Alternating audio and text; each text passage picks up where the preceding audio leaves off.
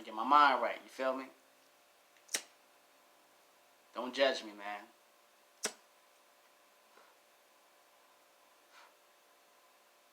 What you thought? What you thought? Come on, man. You thought that I was blowing the trees? Come on, man. Not the professor. Not the professor. A'udhu billahi minash shaitanir rajim.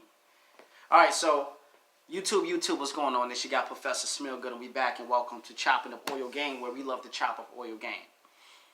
Alright, so with that being said, these are this is California white sage incense. I love these incense. Smell really good. They burn really fresh. It leaves a nice smell in the house after you burn it, man. It lingers at least for 8, 9 to 10 hours. It lingers very good. Alright, so with that being said, man, today's topic is their nose is actually different from ours. Their nose is different from ours, and I'm going to give you two aspects of that. The very first aspect is the human aspect. The second aspect is the animalistic aspect, okay? So with that being said, before I actually get into both of those, let me just say this first and foremost. If you're looking for a channel, an entertaining channel that is very entertaining, if you look for entertainment, this is not the one. This is not the one. I mean, I'm going to crack a joke every now and again. You know, I'm going to use a sense of humor because, you know, that's my character. But as far as, like, just entertainment, this is not the channel. So if you think this is the channel, then I'm sorry, man, to, you know, bust your bubble, but this is not the channel. All right? This is all about education. This is all about knowledge. This is all about inspiration. This is all about growth and development. All right? This is what this channel is all about, man. Okay.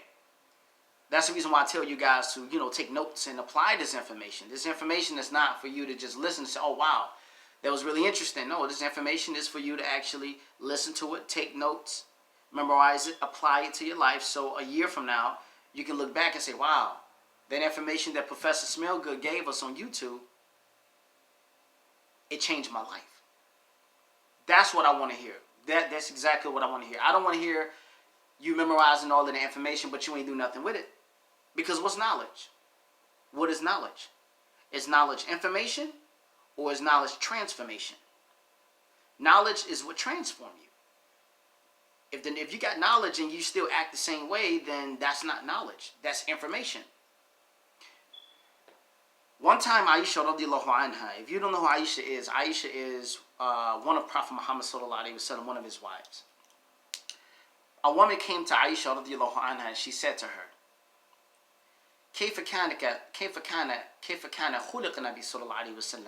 how was the manners of the Prophet Muhammad sallallahu alaihi wasallam? Not how was his knowledge. She already heard about his knowledge. She want to know how did he behave.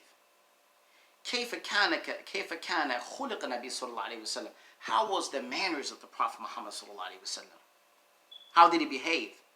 Aisha said to the woman, she says, have you read the Quran? Have you read the Quran? كَانَ خُلُقُهُ الْقُرْآنِ. His character, his manners was the Quran. In other words, the information that you read, not the book, look at his life and you can see what that book tells us to do. He's going to give an example from his character.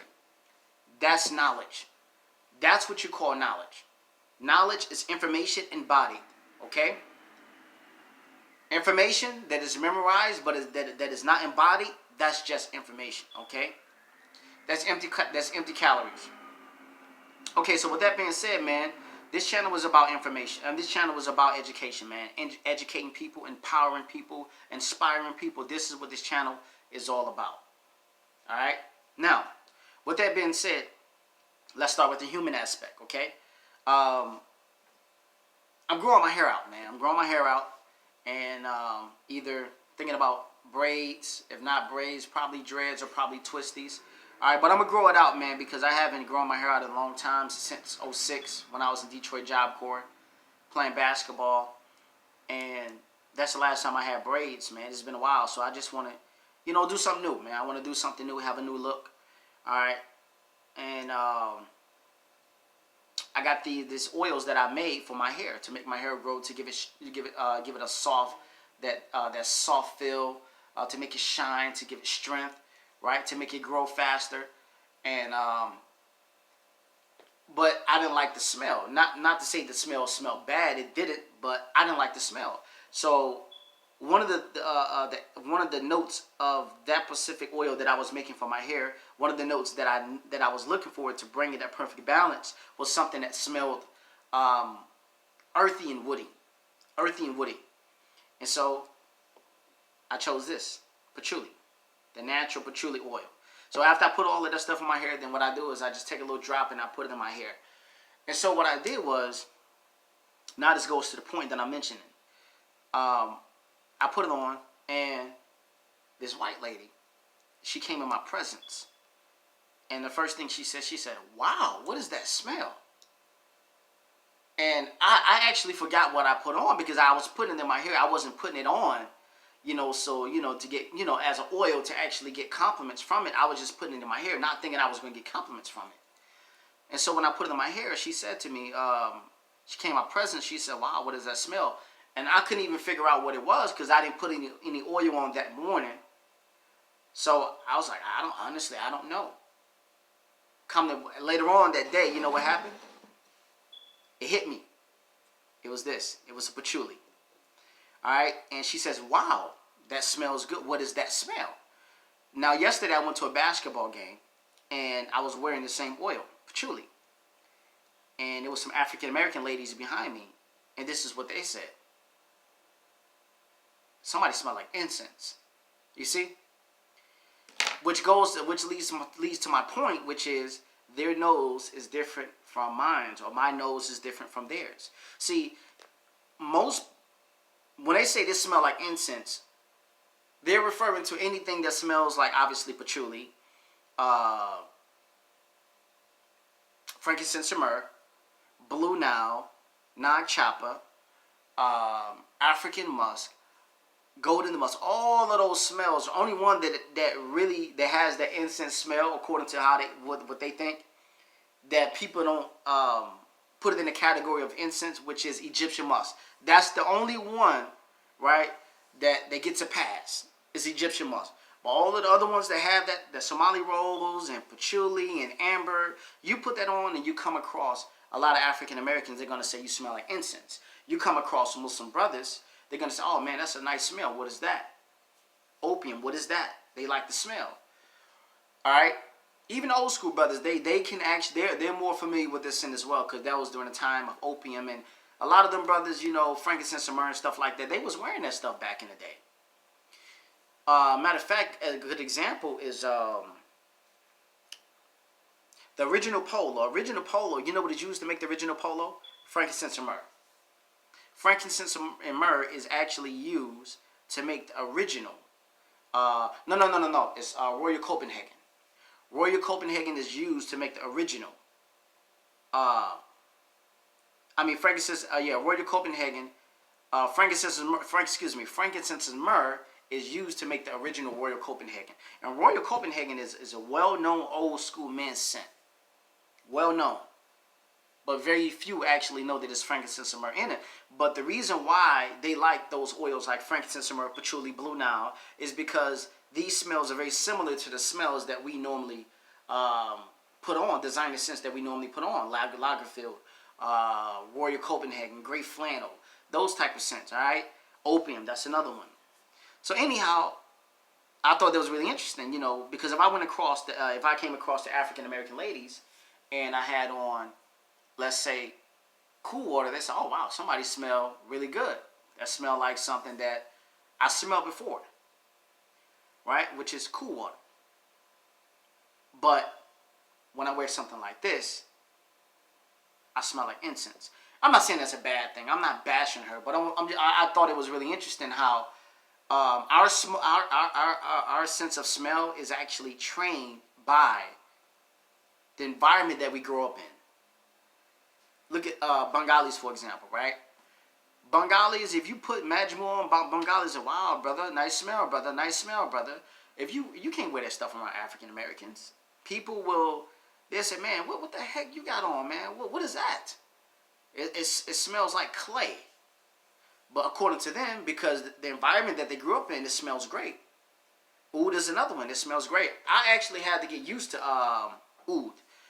Oud, man, oud to me smell like roach spray. Real talk, man. Oud smell like roach spray. When I first smelled it, I hated oud until I got adopted to many different variations of it, and I said, you know what, I can work with this one.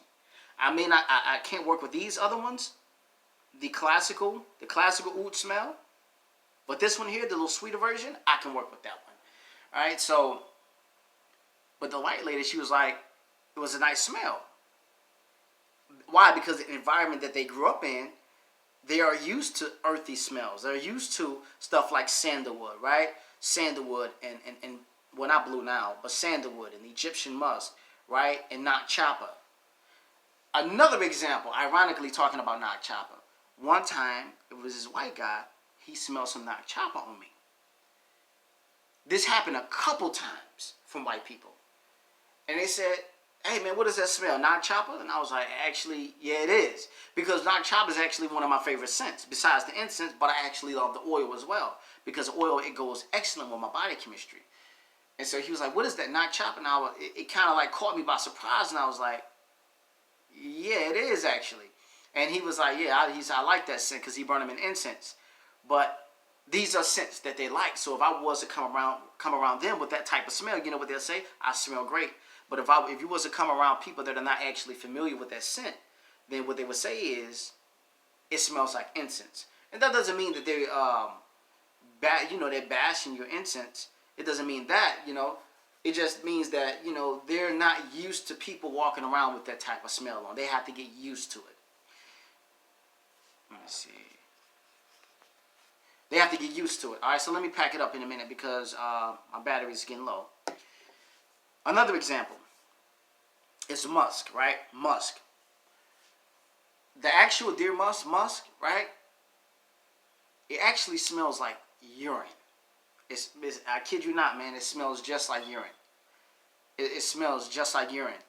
I got a brother. I know a brother personally. This brother, he was trying to find some deer musk, and he came across a brother that actually had the deer musk. And when he finally got it from him, he called him and said, hey, brother, salam alaikum, I got the deer musk for you. So he dropped it off to him, and the brother put it on, and he works at Chrysler. So the brother, he put it on, and he went to work, and he came around his coworkers. They was like, man, somebody smelled like PISS. Somebody smelled like pee.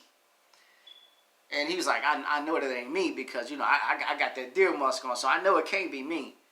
So he came across another group of his co-workers, and they was like, somebody smelled like pee. He was like, dang. Is it me? It can't be me. He came across another group of his co-workers. This time his boss walks in. And the first thing his boss said, somebody smelled like pee. And he was like, man, that must be me. He said, wow, that must be me. He went home.